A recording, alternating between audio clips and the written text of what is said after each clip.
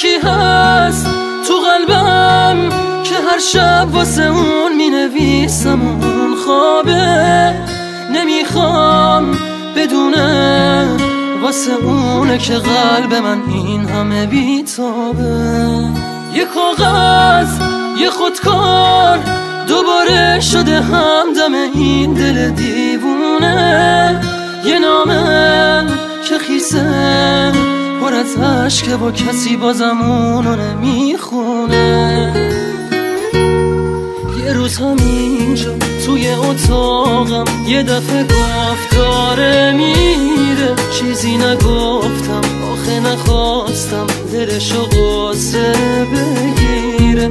گریه میکردم درو که میبست، میدونستم که میمیرم. اون عزیزم بود نمیتونستم جلوی راشو بگیرم. میترسم یه روزی برسه که اونو نبینم، بمیرم تنها.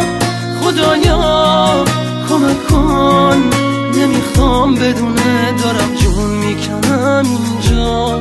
سکوت اتاقا داره میشکنه تیک تاک ساعت رو دیوار.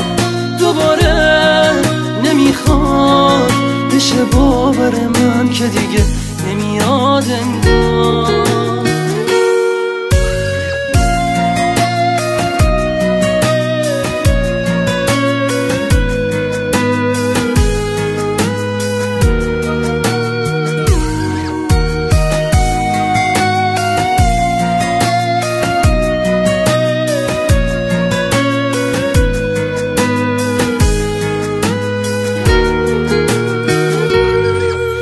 همینجا توی اتاقم یه دفعه گفت داره میره، چیزی نگفتم آخه نخواستم دلشو قصه بگیره. گریه میکردم درو که میبست، میدونستم که میمیرم. اون عزیزم بود نمیتونستم جلوی راشو بگیرم.